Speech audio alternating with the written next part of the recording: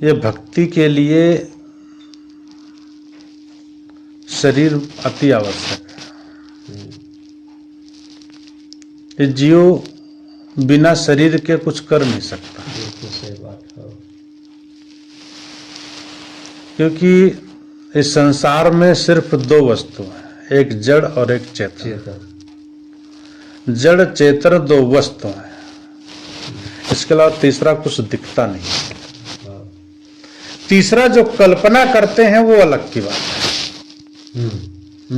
कल्पना करते हैं देवी देवता की, कल्पना करते हैं ईश्वर परमात्मा की, कल्पना करते हैं भूत प्रेत की। वो सिर्फ केवल कल्पना मात्र है, दिखता नहीं। सदगुरु कबीर साहब कहते हैं ये भ्रम पूरा टोटल मतलब भ्रम है, समझिए इसको। एक बात में कहिए ये सब भ्रम है, ये ब्रह्मभूत सकल जग है। जिन जिन पूजा तिन जाना है। जिन्होंने इसको माना उन्होंने जाना तो नहीं लेकिन जहड़ा गया, मतलब वो जड़ हो गया, उसकी बुद्धि पे पत्थर पड़ गया, समझ नहीं पाया इसलिए उसको मान रहा है। अगर जो उसको ठीक से समझा होता, जड़ और चेतन के बीच की जो ग्रंथि है में उलझ गया, और वो उलझ करके कहते हैं ना कि उलझन में उलझी है सारी दुनिया, सुलझाने वाला कोई नहीं। सब उलझते चले जा रहे हैं, सुलझाएगा कौन? इसलिए कोई सच्चा पारखी संत गुरजन होगा। पारखी मतलब एक पारखी कोई पंथ नहीं, पारखी कोई संप्रदाय नहीं, पारखी जीव है। वह जीव हर पंथ में है। जीव जहां पर वो पारख है, उसके अंदर में परखता है, ऊंच नीच, भेदभाव, ठंडा गरम, बहुत सारी चीजों को परख परख के चलता। इस शरीर में रहते रहते परखता है हर चीज को, लेकिन वो अपने मन से परख नहीं सकता, क्योंकि उसके साथ में इंद्रियां चाहिए। सही बात है। बिना इंद्रिय के जीव कुछ कर नहीं सकता है। जीव के पास में साधन है। साधन क्या है? शरीर। इस शरीर साधन से ही हमारी भक्ति हो सकती है। अब भक्ति करने का ढंग अलग अलग है। भक्ति करने का ढंग अलग अलग है। अपने तरीके से लोग भक्ति करते हैं। कोई संत गुरुजनों की भक्ति करता है, कोई ईश्वर परमात्मा की भक्ति करता है, कोई परिवार की भक्ति करता है, कोई बीड़ी सिगरेट तंबाकू की भक्ति करता है, कोई दारू की भक्ति करता है। सबके भक्ति हैं अलग अलग, और सब अपने अपने आप में मगन है। लेकिन कहते हैं कि मन जहां संतुष्ट हो जाए, मन जहां संतुष्ट हो जाए, लेकिन मन तो संतुष्ट दारू में भी हो जाएगा, मन तो संतुष्ट बीड़ी में भी हो जाएगा, रोड पे बैठ के मन संतुष्ट कर लेगा, लेकिन क्या आत्मा की आवाज संतुष्ट हो जाएगी? एक बीड़ी सामने में रखिए और पहली आवाज सुनिए आत्मा की। अभी 2 दिन से जीव आत्मा की चर्चा चल रही है। पहली आवाज आत्मा की सुनिए। आत्मा कभी गलत सलाह नहीं देती है, गलत स्वीकार नहीं करती है। तो हमारी आत्मा हमें बहुत अच्छे रास्ते पर ले जाती है, लेकिन ये जो अहंकार है, उस अहंकार के वश हम कुछ कर नहीं पाते हैं। करने चलते हैं, वैसे तुरंत अहंकार खड़ा हो जाता है, और उस अहंकार हमारे चित्त को चंचल कर देता है। एक काम करने में चित्त, मन, बुद्धि और अहंकार, जिसे कहते हैं चतुष्टय अंतःकरण, कोई भी कार्य संपादित होता है इन्हीं चारों जगह से गुजरता है, तब काम होता है। एक हमने नोट उठा लिया और उसको डाल दिया, इसमें 4 चीजें लग गई। बहुत अंतरंग में मैं चल रहा हूं। चित्त, मन, बुद्धि और अहंकार। चित्त से चिंतन होता है। चित्त से कोई भी काम करने के लिए चिंतन करते हैं। एक नोट उठाने के लिए, कोई काम करने के लिए हमारे मन में चिंतन होता है। और चिंतन करने के बाद चित्त ने चिंतन किया, मन ने संकल्प विकल्प किया, उठाऊं कि ना उठाऊं। उठाया नहीं। चित्त ने चिंतन किया, मन ने संकल्प विकल्प किया, लेकिन किया नहीं, उठाया नहीं। अब चित्त ने चिंतन किया और मन ने संकल्प किया और मन ने उठा दे दिया बुद्धि को। बुद्धि ने निश्चय किया उठा लो, लेकिन उठाया नहीं। बुद्धि ने निश्चय तो कर दिया किसको उठा लो, लेकिन उठाए कौन? उठाने वाला अभी तैयार नहीं है। चित्त ने चिंतन किया, मन ने संकल्प विकल्प किया, बुद्धि ने निश्चय किया और बुद्धि ने दे दिया अहंकार को। अहंकार उठाना, तुरंत उठा लिया उसको। एक काम करने में चारों चीजें लगती हैं। यही काम हर जगह, हर क्षेत्र में चारों चीजों का भूमिका रहती है जीवन में। इसलिए जीवन जीना और अपने मन को संतुष्ट करना, मन जहां पर आपका संतुष्ट हो जाए, वास्तविक सुख वहीं पर है। अब मन संतुष्ट हो जाए, मन तो हर जगह संतुष्ट हो जाता है, लेकिन आत्मा की आवाज के अनुसार मन संतुष्ट हो जाए, आत्मा शुद्ध सही सात्विक जगह पर मन संतुष्ट हो जाता है, तो वहां पर सुख उत्पन्न होता है और सुख वहीं से स्टार्ट हो जाता है। मन ने साधना में संतुष्ट हो जाएगा। मन तो एक है, भावे कहां लगाओ। मन एकांगी है। रोड पे आप जा रहे हैं, अगर हमारा भाई छोटा इधर से जा रहा है और मैं इधर से जा रहा हूं, तो मन जान नहीं पाता है कि इधर से भाई गया है। अगर किसी ने पूछा कि क्या भागीरथी उधर जा रहे थे क्या, ध्यान नहीं दिया, पता नहीं चला, गए बगल से ही हैं, लेकिन मन कहीं दूसरी जगह था। मन वहां नहीं था। साइकिल चल रही थी, पैदल चल रहे थे, गाड़ी चल रही थी, हाथ पैर हिल रहे थे, लेकिन मन नहीं था वहां। नजर नहीं डल गई, नजर नहीं टिकी वहां, इसलिए भागीरथी साहब नजर नहीं आए। इसलिए मन तो एक है, अनेक नहीं है। अब भावे कहां लगा? जीव और मन एक नहीं है, जीव अलग है, मन अलग है।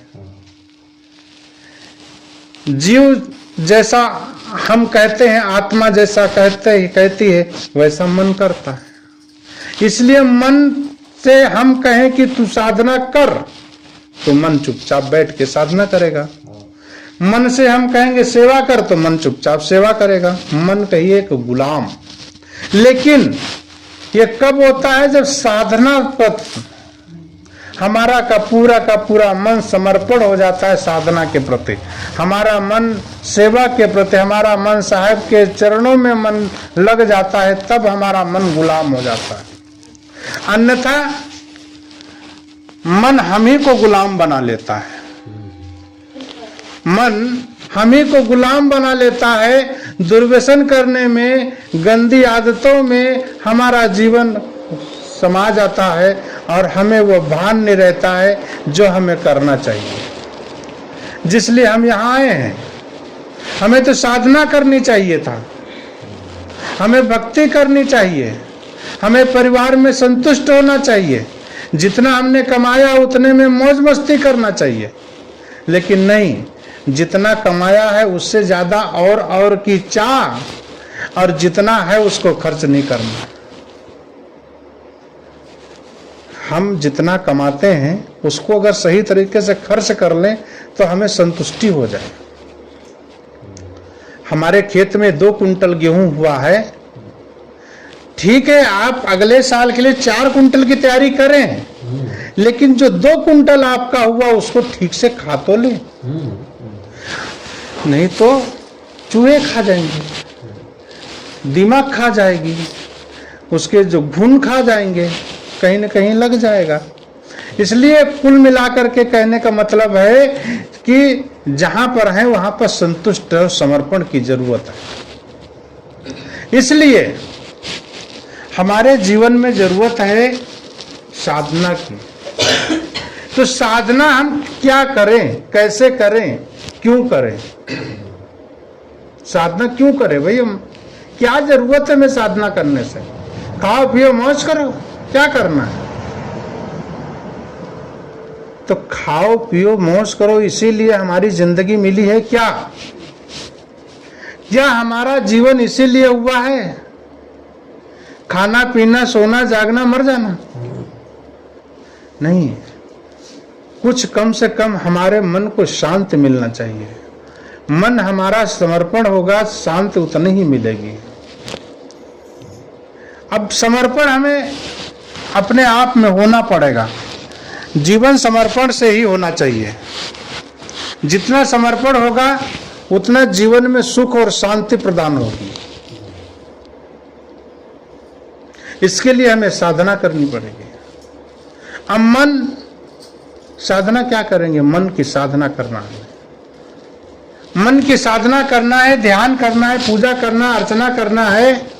इसके लिए हमें ध्यान में कम से कम कुछ न कुछ बैठ करके अपने आप को शोधना पड़ेगा कि मैं कौन हूँ, संसार क्या है, संसार से संबंध क्या है, पति पत्नी का संबंध क्या है, परिवार से संबंध क्या है, ये कब तक मेरा साथ देंगे। ये सब सारी चीज़ें, सारी बातें कम से कम आधा घंटा, 10 मिनट, 5 मिनट अपने आप में सोचना चाहिए हर व्यक्ति को। यही जीवन है सच्चा। और सोच करके अपने आप को अलग करना चाहिए। ध्यान क्या है? ध्यानम निर्विषय मना। ध्यान मन का निर्विषय हो जाना ध्यान है। यही योग है। योगश्चित्त वृत्ति निरोधा। चित्त की वृत्तियों का निरोध हो जाना ही योग है, वही ध्यान है।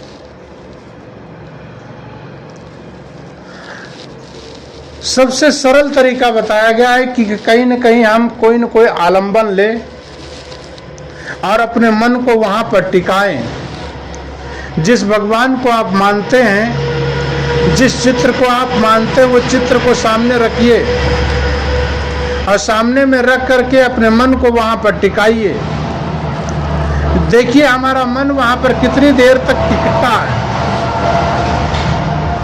और टिकाने के बाद में मन हमारा अब इधर उधर विचलता है और बहकता है, और उधर से फिर खींच करके लाइए और सामने पर रखिए, टिकाइए, रखिए। कदाचित अगर कहीं पर आपका चित्र नहीं मिलता और कहीं पर आप गए हैं और हर समय वो चीज़ नहीं मिल पाती है, इसके लिए सरल ध्यान संत गुरुजन बताते हैं, अपने श्वास का जो है सिमरन करो। श्वास को देखो।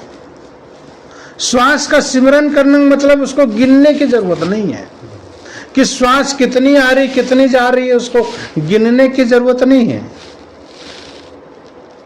श्वास को हमारे इंगला और पिंगला से श्वास हमारी नाभि तक जा रही है, महसूस करिए आप। ये बातों से बतासे नहीं बनने वाले।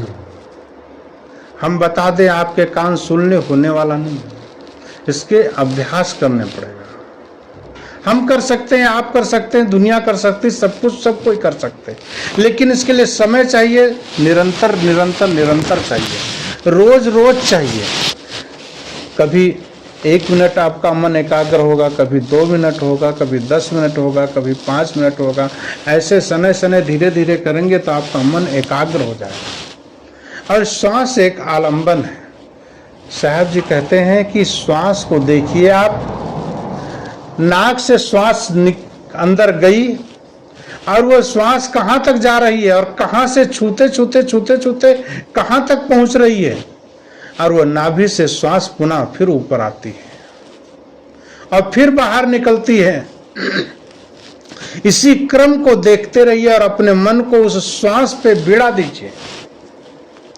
और जरा सा भी मन अगर भटकेगा तो आपको पता चल जाएगा कि तू भटक रहा है।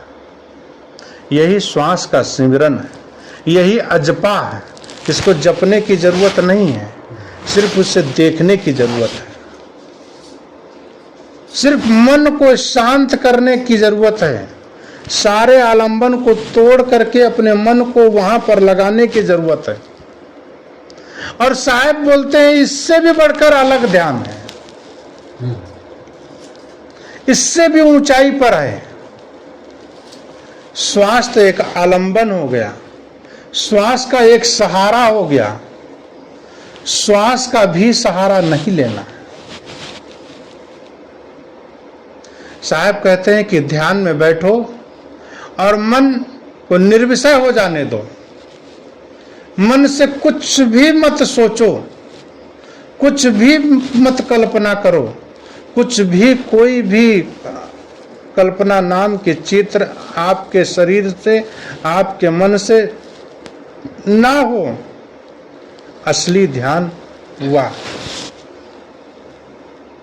इसको साहब कहते हैं सरल भाषा में कि फहम आगे फहम पाछे, फहम दाहिने डेर, फहम पर जो फहम करे फहम सुहै मेरे।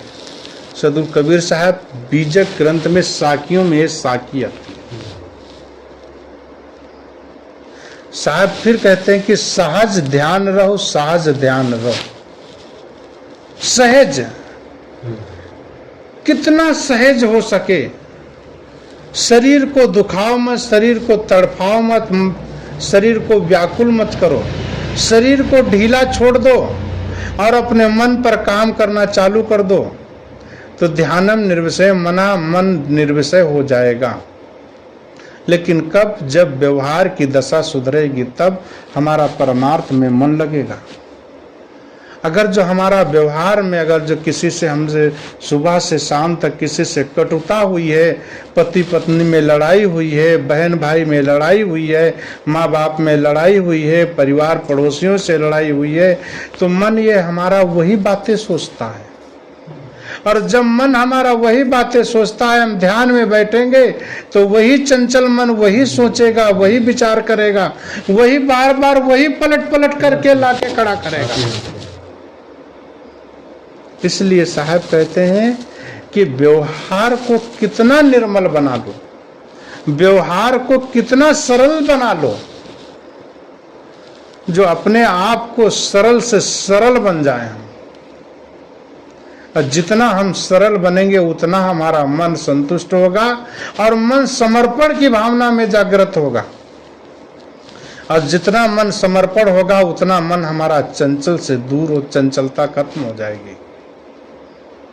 और चंचल मन के अधम काम, जितना मन चंचल होगा इसके काम अधम से अधम होंगे।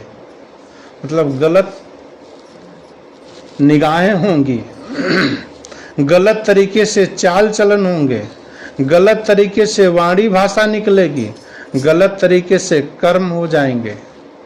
और गलत कर्म गलत संस्कार बनाएगा, और गलत संस्कार होंगे तो गलत जन्म होगा। जन्म तो आगे की बात हो गई, गलत संस्कार हमारे हो गए वो भी आगे की बात हो गई। गलत कर्म हो जाएंगे तो गलत रिजल्ट आ जाएगा।